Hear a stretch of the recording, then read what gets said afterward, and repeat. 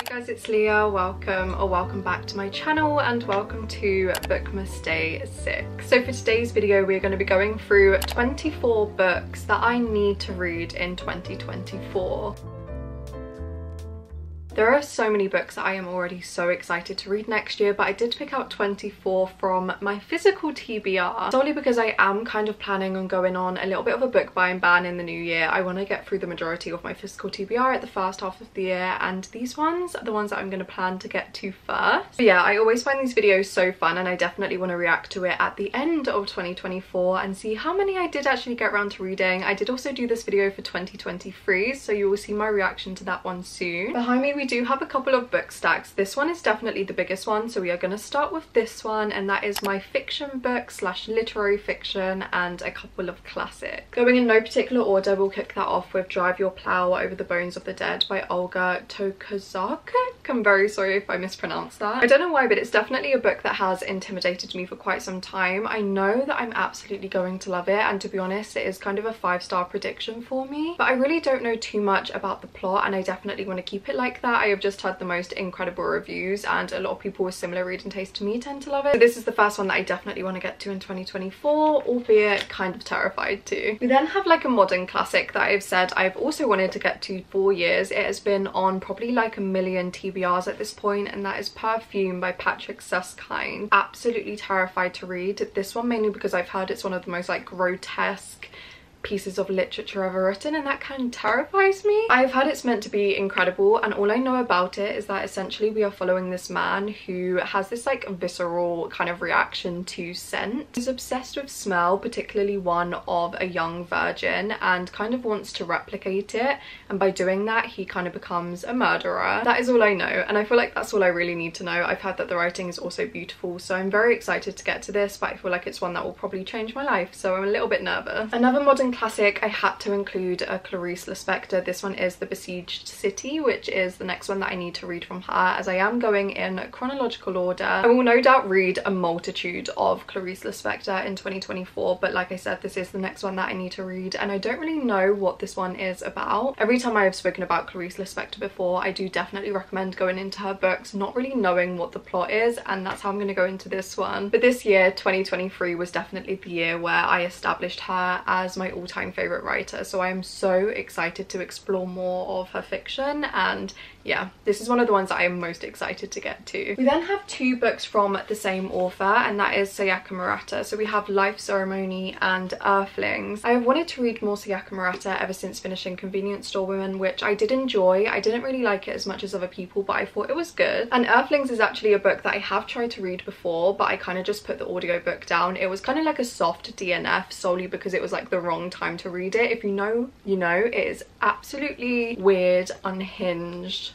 You need to be in the right mindset to read them, but it is definitely a book that I want to revisit. And then I also want to read Life Ceremony. I know that this one is a collection of short stories, and I don't really know what any of them really entail. I just know that her writing is always so weird and wonderful, and I definitely want to read more from her in 2024, so these also very excited about. Oh, this one is a proof that I very recently got my hands on, and it comes out on the 29th of February, and this sounds so good. I'm kind of fully anticipating for this to be quite a big release next year. I'm so excited for it. First and foremost, the cover of this proof and like the back, does that not just make you want to read it already? But then when you hear the back of the book, it's gonna make you want to read it so bad. So it basically says, there are two things that I simply cannot tolerate: feminists and margarine. A gourmet chef and a serial murderer with a taste for life's luxuries. A journalist with an appetite for a good story. A shocking gastronomic exchange. I mean, it just sounds like Unhinged Chef. Unhinged the Bear, if the bear could even get a little bit more unhinged. I don't know what it is about this, but I'm so excited for it. I honestly feel like this is one that I'm going to read way before its release date, and hopefully I'll shout about it from the rooftops. It's also translated fiction, which I always love. But oh my god, I don't think I even told you the title. It's called Butter, and it's by Asako Yuzuki, and yeah, I'm very excited about this one. We then have 2 other books from the same author, and that is Death in Her Hands by Tessa Moshfegh and Homesick for Another World, also by Tessa Moshfegh. I want to read these 2 so bad, solely because I have now read 4 books from Tessa Moshfegh. I'm pretty sure these are the last 2 that I do have to read, and I feel like these 2, I'm not gonna lie, are the ones that I've been most excited about, the ones that I feel like I'm gonna love above all else. I think my favourite so far would absolutely be Eileen and obviously A Year of Rest and Relaxation, but Eileen was definitely my favourite out of them all. And yeah, I just absolutely love her writing style. I definitely want to make sure that I get to these in 2024 and that I kind of finish her entire backlist and then I'm caught up for whenever she releases something next. And yeah, as I said, I have no idea what either of these are about. If you have read either of these or both of them, please let me know which one you think that I should pick up first, because I'm not gonna lie, I have no idea which one I'm going to decide. The next book is from an author that I have only read one thing from before, and that is Claudia Pinheiro. I read, oh my god, what is her other book called? The book is called Eleanor Knows. I read Eleanor Knows this year, and it is such a heartfelt, difficult read about mother-daughter relationships, about grief, about addiction. It was such a hard read, but one that was so beautiful. Claudia Pinheiro's writing was astonishing, incredibly lyrical, and I'm so excited for this one. This is her newest release, A Little Luck, and it is another one that I actually don't know too much, but I do want to go into it. Again, not knowing anything really at all, I just know that I'm going to be absolutely floored by her writing once more, and I'm just obsessed with the way she writes. Yeah, I would absolutely recommend Eleanor Knows if you have yet to read it, but A Little Luck I cannot wait to read. The next one that I really want to read is a fairly new release, and that is Delicate Dream Department Store by Mai Lee. This cover is what absolutely sold me on the book, and I have since heard incredible things about this. All I know about this is that it follows this kind of department store, it's magical realism, and I'm just so intrigued. On the back it does say, in a mysterious town that lies hidden in our collective subconscious, there's a quaint little store where all kinds of dreams are sold. A captivating story that will leave a lingering magical feeling in readers' minds. This is the first book in a best-selling duology for anyone exhausted from the reality of their daily life. It just sounds absolutely perfect. It's a Korean #1 bestseller, and I feel like I'm gonna absolutely love it. Another one that I am anticipating to rate 5 stars. Okay, we have 3 more books in the fiction section, and this one is Bright Young Women by Jessica Knoll. This one is another one that is a fairly new release, and it was nominated this year in the Goodreads Choice Awards. I can't remember whether it was for horror or like murder mystery thrillers. I think it was for horror, and I've just heard incredible things about this. Another one that a lot of people who I share similar reading tastes with absolutely love it, and all I know about this is that there are like serial killers in it. That's all I kind of really need to know. On the back it does say Bright Young Women is an extraordinary novel inspired by the real-life sorority targeted by America's first celebrity serial killer in his finest murderous spree. And yeah, another one that I am really anticipating to love. I read Penance by Eliza Clark this year, and it kind of reminded me how much I love stories about serial killers or murderers, but in a very critical literary sense. I love the commentary surrounding stories like that and characters like that. I constantly find it so fascinating, so I am hoping that this also gives me that sort of vibe. Really anticipating to love this one. We then have a Murakami, and that is Blind Willow Sleeping Woman. I have a bunch of Murakami on my physical TBR that I haven't gotten to for years. I don't really know why. I think it's because Murakami is one of those authors who you just hear so much, not necessarily criticism of, but the way that he writes about women in a lot of his fiction I am not a huge fan of. I have only read a couple of things from him before, so I am really intrigued to read more and kind of see how I feel about the way he writes them. But I know that this one is a collection of short stories, so before going into like a lot of his longer fiction, I feel like this is going to be another really good taster to see what sort of vibe I want to read from him. And to be honest, I just feel like it's time to finally pick up some more Murakami, and this is the one I feel most comfortable doing next. And then the last literary fiction book we have is Ripe by Sarah Rose Etter. Another one that I've heard a multitude of good things about. I did start it earlier on in the year, and I only got like, oh, the dog ear is still there. I got 33 pages of the way in and just kind of forgot about it and didn't pick it up, but I do remember absolutely loving it. I loved the commentary in this, only 33 pages in. But this book is one that very much narrates the mundanity of life and capitalism and having to live a life under capitalism them and what that means for like your work ethic and your mental health. As far as I can remember too, I absolutely loved the protagonist in this. I loved her narrative. I loved being in her mind so much. I thought it was so fascinating. Also quite grotesque. I feel like a lot of the things that she constantly thought about in terms of life being so mundane and like on her journeys and her commute to work, it was so interesting. And she was talking about things that you wouldn't necessarily pick up on like on your commute to work unless you are really like analysing everything and everyone around you, and I thought it was just so good. So yeah, it is one that I did fully plan to read this year. I only got 33 pages of the way through, but every time I see it on my bookshelf I do remind myself to go back to it, so I definitely want to read this one very early on in 2024. Okay, so those were all of the fiction, literary fiction, a couple of classics that I want to make sure I read in 2024, and now we're going to go on to a fantasy stack. I feel like 2023 has really been the year for me where I kind of established that I do really like fantasy books, and I've kind of found more what I am into in that sort of genre than ever before, and I do want to make sure that I am carrying on reading them and implementing them into my reading because I find them so fun and so immersive, and just I need to read some more fantasy. So if you have any more recommendations, please let me know. But we're going to kick off the fantasy stack with one of my most anticipated fantasies ever, and probably the one that I'm most intimidated by, and that is The Poppy War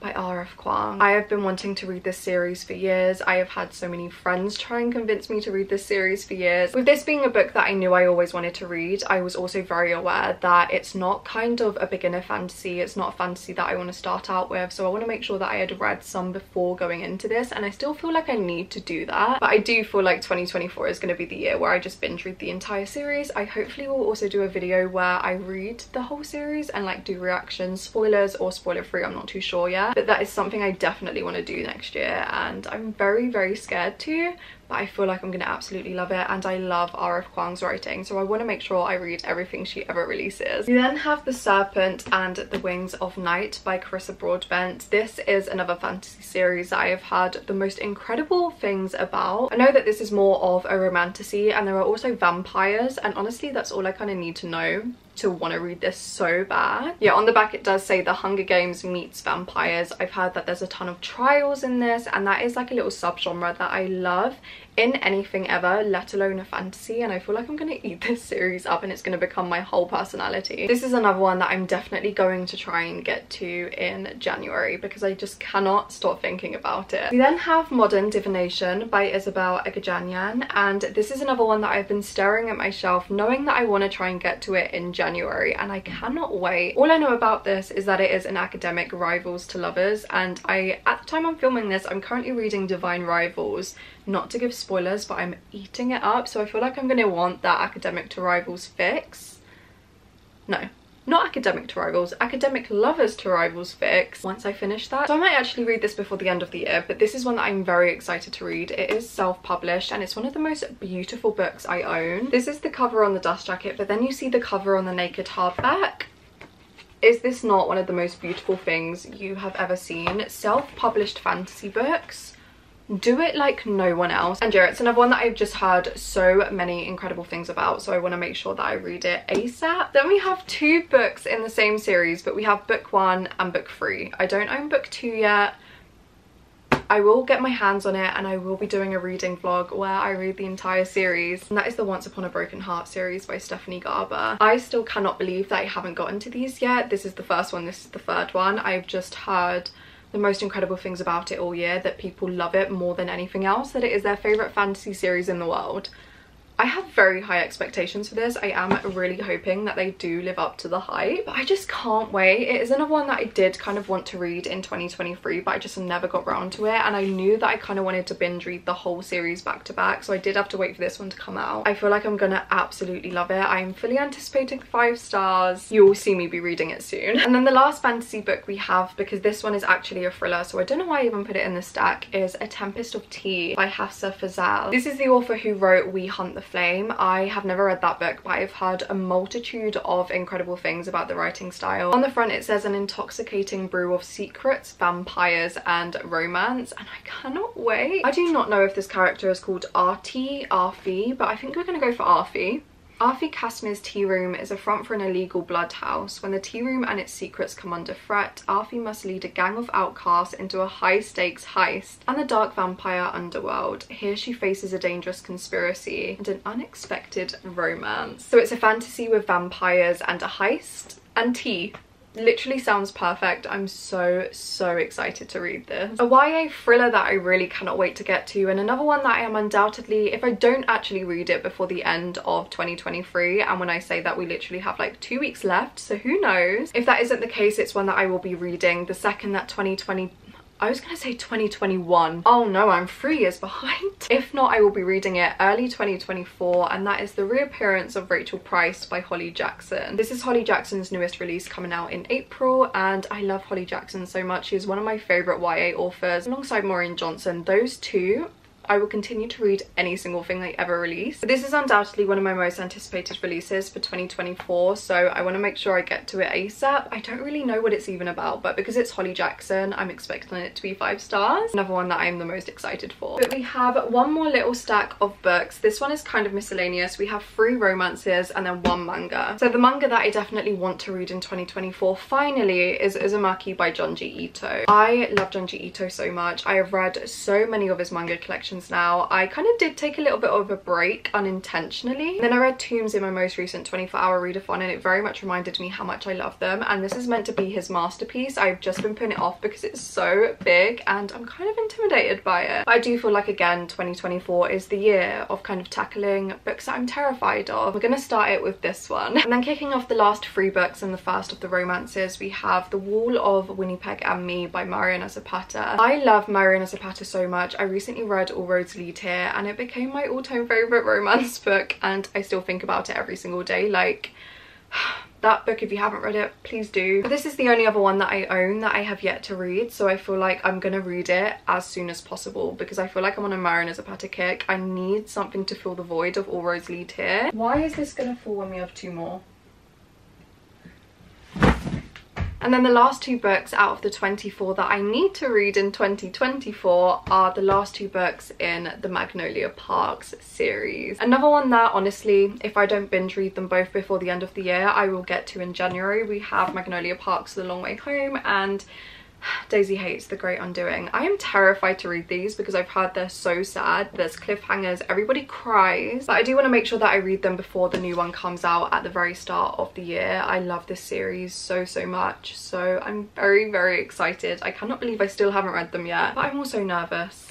I feel like I'm gonna love them. So those were the 24 books that I need/want to make sure that I read in 2024. These are 24 books that, honestly, out of my entire TBR, I am the most excited to read. And as I said, I am kind of planning on going on some sort of book buying ban in the new year. I'm not too sure how long that would last. I may be planning up until my birthday in April, but that is a long time. But I do want to make sure that I get through my physical TBR and get it down a little bit more in 2024, and I will be definitely starting with these. If you have read any of the books that I have spoken about in this video and that I really want to read, please let me know what you thought about them, which ones you think I should definitely start with, or also feel free to let me know of any books that you cannot wait to read in 2024. I always feel like these are such great ways to get some incredible book recommendations heading into the new year. But if you also want to show you stayed until the very end of the video but you don't really know what to comment any stack of books emoji. And yeah, thank you so much for watching. I really hope you enjoyed BOOKMAS Day 6. If you did enjoy this video and you want to see some more content from me but you are not yet subscribed, it would mean so much if you considered doing so. I would absolutely love to have you here. We are smack bang in the middle of BOOKMAS. We have 6 more really fun videos coming your way that I hope you all really enjoy. And yeah, don't forget to give this video a massive thumbs up, and thank you so much again for being here and for spending some time with me, and I will see you again very soon with BOOKMAS Day 7.